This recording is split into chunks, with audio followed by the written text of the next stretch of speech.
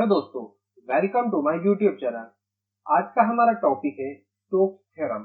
तो डेफिनेशन क्या बोलती है स्टोक्स थ्योरम की?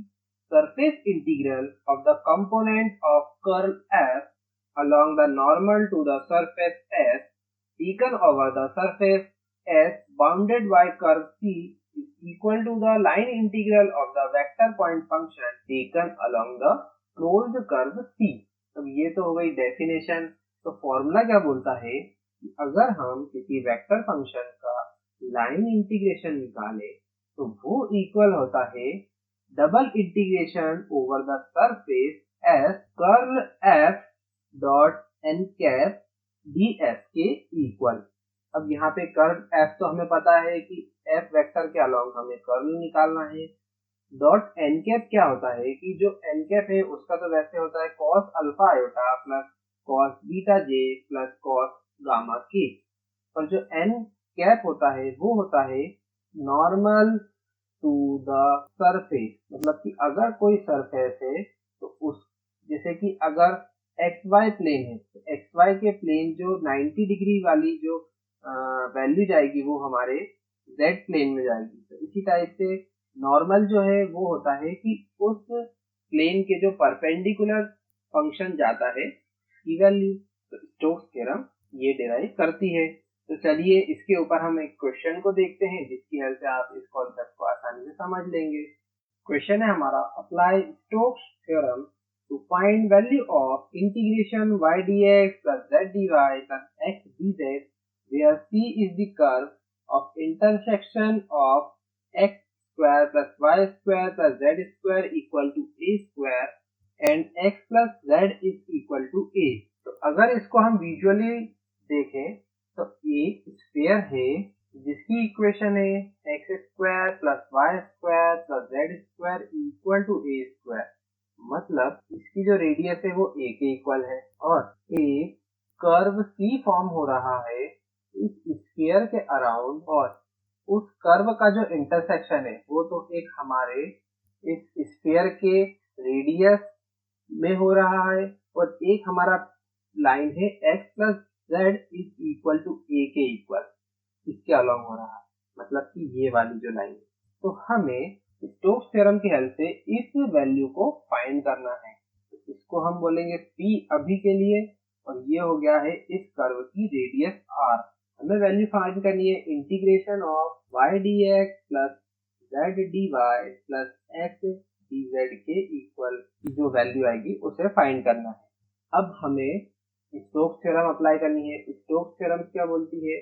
बोलती है हमारी हमें फाइंड करना है integration of F D R is equal to double integration of surface integration curl of F dot N vector D S के इक्वल। अब इसमें से हमें एफ वेक्टर को फाइंड करना है। तो एफ वेक्टर क्या है? हमें क्या है कि इन दोनों के मल्टीप्लाई डॉट प्रोडक्ट की वैल्यू गिवन है, तो हमें इसे स्प्लिट करना है। स्प्लिट करने के लिए कुछ नहीं करेंगे, जहाँ पे dx है dy है dz है वहाँ पे i j और k लिख देना है। f वेक्टर हो जाएगा हमारा yi plus zj plus xk के इक्वल। ये है हमारे f वेक्टर की वैल्यू। अब हमें फाइंड करना है double integration over surface curl of f vector dot n cap ds। Unit vector n की वैल्यू निकालना है। तो n हमें गिवन है x plus z minus a के इक्वल ये। तो पहले हमें इसका ग्रेडियंट भी निकालना है और ग्रेडियंट निकालने के बाद ये n वेक्टर में कन्वर्ट होगा, फिर हमें इसे यूनिट वेक्टर निकालना है। तो अगर आपने कैसे इसको निकालते हैं वो नहीं पता तो आप आई बटन में जाके उस वीडियो को चेकआउट कर सकते हैं कैसे हम स्केलर क्वांटिटी को वेक्टर क्वांटिटी में कन्वर्ट करते हैं। n वेक्टर निकालना है तो हमें निकालना पड़ेगा ग्रेडियंट ऑफ n जो कि होता है डेल डॉट n के इक्वल, और ये हो जाएगा हमारा i del upon del x plus j del upon del y plus k del upon del z into x plus z minus a के। इस हिसाब से हमारी वैल्यू आ रही है i प्लस k के इक्वल। यूनिट वेक्टर निकालेंगे तो वो होता है i प्लस के अपॉन अंडर रूट 1 प्लस 1, क्योंकि 1 का स्क्वायर 1 होता है, 1 का स्क्वायर 1 होता है। इस हिसाब से ये आ गया i प्लस के अपॉन √2 के इक्वल n के। अब हमें निकालना है कर्ल ऑफ f।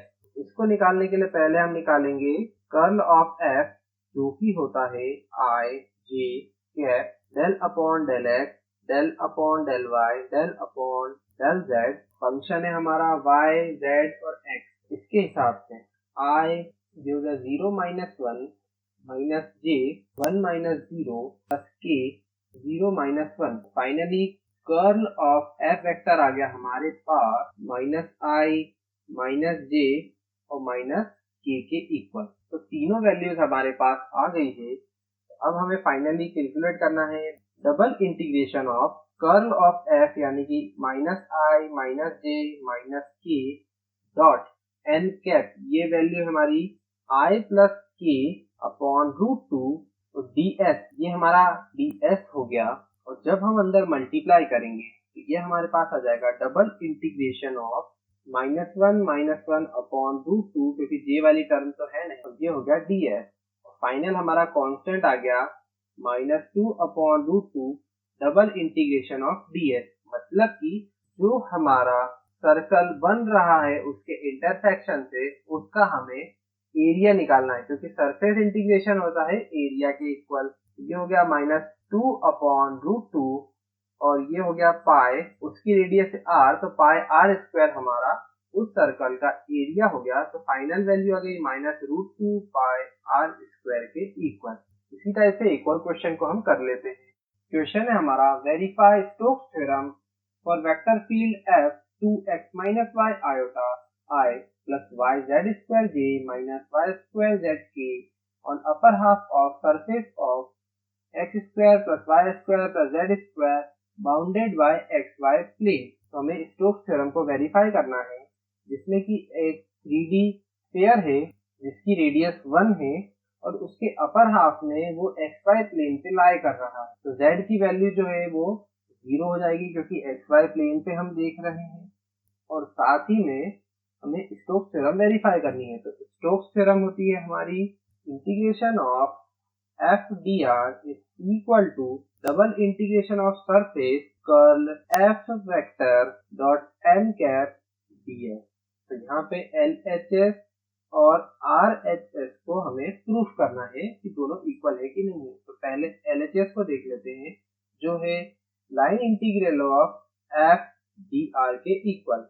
तो लाइन इंटीग्रल हमें f dr निकालना है, तो वो होगा integration of 2x minus y iota plus yz square j minus y square zk dot I dx plus j dy plus z k dz के equal. और z equal to 0 है तो उसे भी पुट कर देंगे। तो उसके बाद हमारी फाइनल वैल्यू आ रही है 2x minus y into dx के इक्वल। अब यहाँ पे एक x वाली टर्म भी है और एक y वाली टर्म भी है।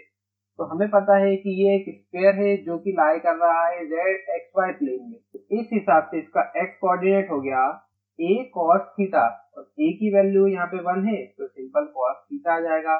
तो y इक्वल टू होता है a sin थीटा, तो यहाँ पे a की वैल्यू 1 है तो ये sin थीटा हो जाएगा। dx हो जाएगा हमारा minus sin theta d theta के इक्वल। यहाँ से वैल्यू रिप्लेस करेंगे तो ये हो जाएगा integration of 2 cos theta minus sin theta multiply में minus sin theta d theta. और इसकी जो लिमिट होगी वो 0 से 2 पाई तक जाएगी, क्योंकि जो हमारा सर्कल है वो 0 से 2 पाई तक जाता है।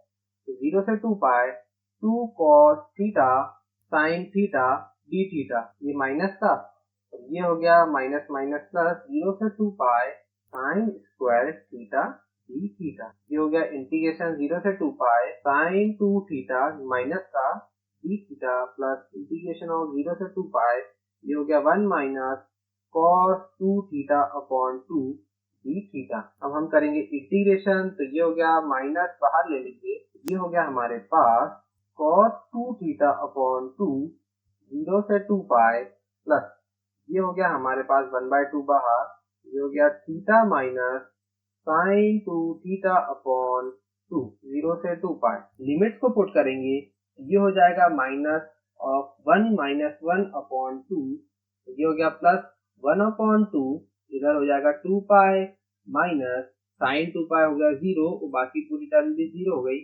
तो यहाँ से हमारा आंसर आता है पाई के इक्वल। LHS वाली वैल्यू तो आ गई है। अब हम RHS वाली वैल्यू को भी फाइंड कर लेते हैं। RHS वाली क्या थी? Double integration of curl of f dot n cap ds। तो कर्ल ऑफ f फाइंड कर लेते हैं पहले। वो होगा I j k del upon del x del upon del y del upon del z। यहाँ से आ गया 2x minus y z square minus y square z. I की वैल्यू आ गई हमारी -2yz और माइनस का हो गया प्लस 2zy माइनस जे, ये हो गया 0, ये हो गया -0, इधर से हो गया प्लस k, ये हो गया 0 और ये हो गया -1 और ये हो गया प्लस 2। ये आपस में कैंसल आउट तो फाइनल वैल्यू k के इक्वल आ रहे। अब हमने देखा कि double integration over surface k dot n cap. अब n कैप क्या है हमारा?